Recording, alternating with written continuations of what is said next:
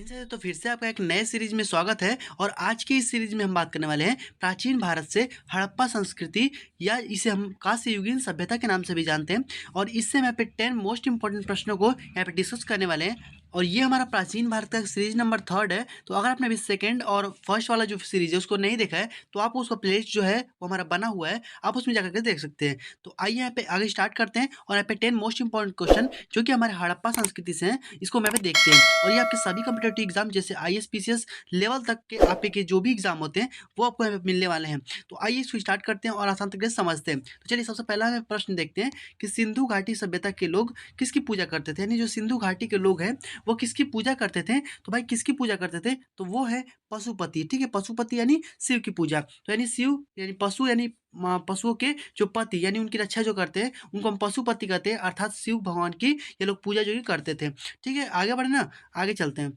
अगला आपके सामने प्रश्न है कि सिंधु घाटी सभ्यता में कौन सा स्थल वर्तमान में पाकिस्तान में स्थित है। यानी सिंधु घाटी सभ्यता में ऐसा कौन सा स्थल है जो वर्तमान समय में देखा जाए तो वो पाकिस्तान में स्थित है। तो भाई पाकिस्तान में भाई कौन सा स्थित है, तो वो आपका हड़प्पा जो है वो आपका पाकिस्तान में है। ठीक है, वर्तमान समय में देखेंगे तो पाकिस्तान में हड़प्पा जो है वो आता है। ठीक है, तो आगे यहाँ पे देखते हैं, इसको आपको मैप से दिखा देते हैं ताकि आपको और भी बेहतर तरीके से क्लियर हो जाए। तो देखिए यहाँ पर आप देख सकते हैं कि ये हड़प्पा है। ठीक है, यानी हमारा पूरा भारत है यहाँ तक। ठीक है, ये वाला जो हिस्सा है हमारा भारत का है और यहाँ पे हड़प्पा जो है यहाँ पर है, यानी हमारे ये वाला जो पूरा है पाकिस्तान है इस साइड में इतना, और इसी के बीच में हमारे यहाँ पे हड़प्पा स्थित है। ठीक है, तो आई होप आपको क्लियर हो गया होगा। उसी प्रकार से आप यहाँ पे देख सकते हैं ये आपका हड़प्पा है, फिर आपका मोहनजोदड़ो है। ठीक है, और फिर यहाँ पे लोथल है और यहाँ पे मेहरगढ़ है। ठीक है, तो ये सारी चीज़ें यहाँ पे देखने को मिलेंगी जो कि आपको पाकिस्तान में है। ठीक है, और लोथल जो है आपका गुजरात में है।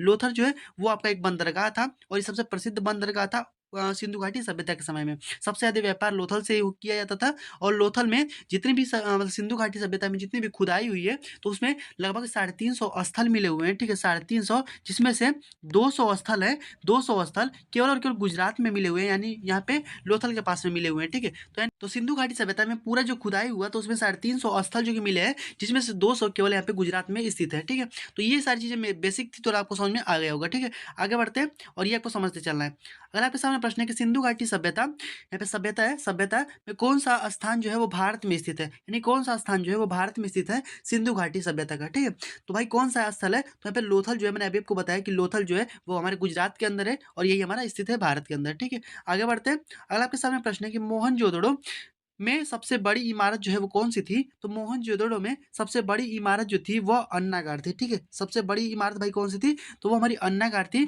तो ये आपको ध्यान रखना है। ठीक है, अन्नागार जो कि मैं अभी आपको इसके नीचे दिखाऊंगा। ठीक है, वो सबसे ज़्यादा बड़ी होती थी उन लोगों के अन्नागार। ठीक है, तो यहाँ पे देखिए, यहाँ पे हमको दिखा देते हैं, देख सकते हैं जैसे कि यहाँ पे ये आपको अन्नागार यहाँ पे आपको इस प्रकार से कुछ मतलब कई सारे बॉक्स में बने हुए दिखाई दे रहे हैं और ये पूरा मिट्टी से ढक गए हैं। ठीक है, यानी इस प्रकार से पूरा इतना में जो कि फैला हुआ है। ओके, और ऐसा माना जाता है कि भाई ये बाढ़ के कारण यहाँ पे सारी चीज़ जो है इसके नीचे दब गई थी, जिसके आप ऊपर से सब ये मिट्टी-उट्टी देख रहे हैं यहाँ पे सब यहाँ पे दबा हुआ है। ठीक है, तो यानी ये बाढ़ के कारण माना जाता है कि इस सिंधु घाटी सभ्यता का विनाश हुआ है। तो आगे बढ़ते ही आपको समझ में आ गया होगा सबसे बड़ा भाई कौन-सा है, तो ये हमारा कौन-सा है, तो यहाँ पे मैंने अभी आपको बताया कि अन्नागार जो है वो सबसे बड़ा है यहाँ पे मोहनजोदड़ो में। ठीक है, आगे बढ़ते हैं। सिंधु घाटी सभ्यता के लोग किस धातु से अपरिचित थे, यानी सिंधु घाटी सभ्यता के जो लोग हैं वो कौन से धातु के बारे में नहीं जानते थे। तो सिंधु घाटी सभ्यता के जो लोग हैं वह लोहा के बारे में नहीं जानते थे, क्योंकि लोहा उस समय में नहीं थी।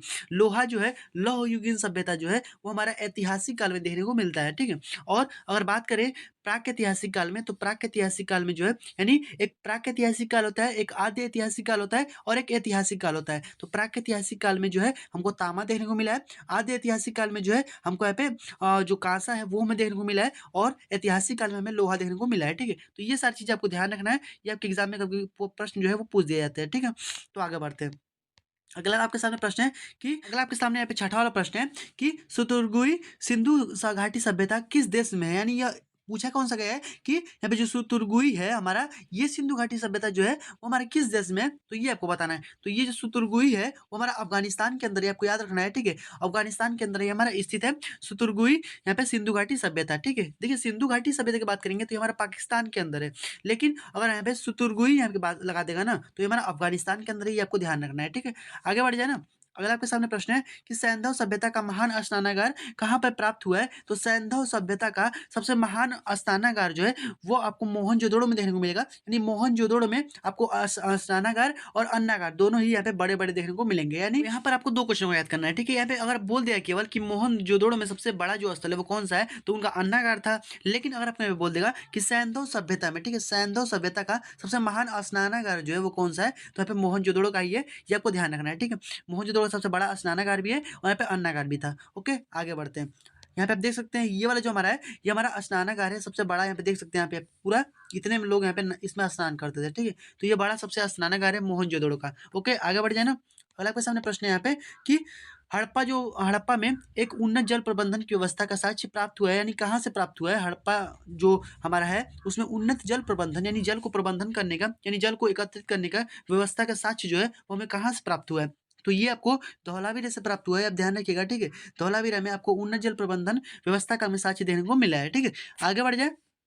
अगला आपके सामने प्रश्न यहाँ पे देखने को मिल जाएगा, सूची वाला है जो कि आपके आईएएस और पीएस लेवल के एग्जाम में जो ये बहुत सारे ऐसे प्रश्न पूछे जाते हैं। तो क्या है भाई, तो यहाँ पे सूची आपको दिया गया है, 2 यहाँ पे सूचियाँ हैं, इसमें हम ध्यान रखिए। देखिए, सूची 1 में हमारा दिया गया है स्थल और सूची 2 में हमारा दिया गया है नदियाँ। यानी स्थलों को आपको नदियों से मिलाना है। तो हड़प्पा सभ्यता जो है, सबसे पहली बात की जाए कि हड़प्पा सभ्यता भाई आपका रावी नदी के किनारे पे है, ठीक है? तो हमारा रावी नदी में भाई चला जाएगा। ओके, आगे बढ़े ना। आपको हस्तिनापुर अगर बात करेंगे तो हस्तिनापुर जो है वो हमारे गंगा नदी के किनारे पे है, ठीक है? गंगा नदी के किनारे पे है। नागार्जुन कोंडा जो है, नागार्जुन कोंडा आपका कृष्णा नदी के किनारे पर है और जो पैठन जो है, पैठन आपका गोदावरी नदी के किनारे पर स्थित है। तो देखिए किस प्रकार से आपको इसको लगाएँगे, क्योंकि इसमें बहुत सारे लड़के कन्फ्यूज़ होते हैं। तो ए का देखिए, ए वाला जो हमारा दूसरे वाले पे मिला हुआ है, इसका मतलब ए हम यहाँ पे लिख देते हैं। उसके बाद से बी वाला हमारे यहाँ पे है, तो बी हम लिख देते हैं। उसके बाद से सी हमारे यहाँ पे सी लिख देते हैं। उसके बाद से डी वाला ऊपर वाला में है, ठीक है? तो अब देखिए, अब ए के सामने कौन सा हमारा नंबर है, तो हमारे यहाँ पे 2 नंबर है। ओके, तो 2 नंबर को आपको यहाँ पे लगाना है सबसे पहले, तो 2, उसके बाद से हमारा बी वाला कौन-सा है, तो 3, उसके बाद से हमारा 4, उसके बाद से 1, ठीक है? तो इस प्रकार से 2, 3, 4, 1, तो 2, 3, 4, 1 हमारे कहाँ पे दिए गए, इसको हम देख लेते हैं इसमें। तो 2, 3 और 4, 1 हमारे कहाँ पे है, तो जो हमारा बी वाला ऑप्शन है, यहाँ पे आप देख सकते हैं कि 2, 3, 4 और 1 जो है, ये हमारा करेक्ट ऑप्शन हो जाएगा, ठीक है? तो इस प्रकार से आपको ऐसे कूट वाले प्रश्नों को सॉल्व करना है, ओके? तो यहाँ पे आप ध्यान रखिएगा इसको। लास्ट वाला आपका प्रश्न है कि हड़प्पा सभ्यता की खुदाई कब की गई थी, ठीक है? तो हड़प्पा सभ्यता की जो खुदाई है, वो आपका 1921 ईस्वी में किया गया था। आप ध्यान रखिएगा, 1921 ईस्वी में हड़प्पा सभ्यता की खुदाई की गई थी।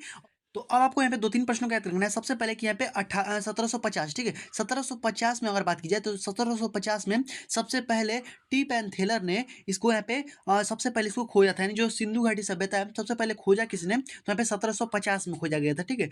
लेकिन सबसे पहले जानकारी किसने दी, यानी मैसेज किसने दिया? तो यहाँ पे चार्ल्स मैसन ने दिया था 1826 ईस्वी में, ठीक है? 1826 ईस्वी में चार्ल्स मैसन ने सबसे पहली बार यहाँ पे जो मैसेज जो कि दिया था, ठीक है? और 1853 ईस्वी में यहाँ पे सर्वेक्षण का काम किसने किया? तो कनिंघम ने किया था। यानी तीनों को लाइन से याद रखना है। यहाँ पे 1750 में टी पैंथेलर के द्वारा यहाँ पे सबसे पहली बार इसको यहाँ पे खोजा गया था और 1826 ईस्वी में सबसे पहली बार मैसेज दिया गया था चार्ल्स मैसन के द्वारा और 1853 में सबसे पहली बार यहाँ पे क्या हुआ था कि कनिंघम के द्वारा सबसे पहली बार जो कि सर्वेक्षण जो कि किया गया था, ठीक है? तो ये 3 प्रश्न आपको यहाँ पे ध्यान रखना है। और हड़प्पा सभ्यता की जो खुदाई है 1921 ईस्वी में की गई थी, ठीक है? और एक और मैंने आपको बताया था कि सबसे पहले खोजा टी पैंथेलर ने, लेकिन सबसे पहले पढ़ा किसने? तो जेम्स प्रिंसेप ने पढ़ा था, ठीक है? तो आई होप कि आपको हड़प्पा संस्कृति या फिर कांस्य युगीन सभ्यता से आपका जो प्रश्न है वो आपको एग्जाम में आप नहीं छूटेंगे, अब इसको हम बना लेने वाले हैं, ठीक है? तो अगर आपको वीडियो थोड़ा सा पसंद है तो वीडियो को लाइक कर दीजिएगा। आपकी एक लाइक से हमें बहुत ज़्यादा मोटिवेशन मिलता है और हमको और भी बेहतर तरीके से पढ़ा पाते हैं। तो अब हमारा नेक्स्ट जो सीरीज जाएगा चौथा वाला, उसको आप देखना ना भूलिएगा। तब तक के लिए मिलते हैं नेक्स्ट में, तब तक के लिए गुड जय हिंद, वंदे मातरम।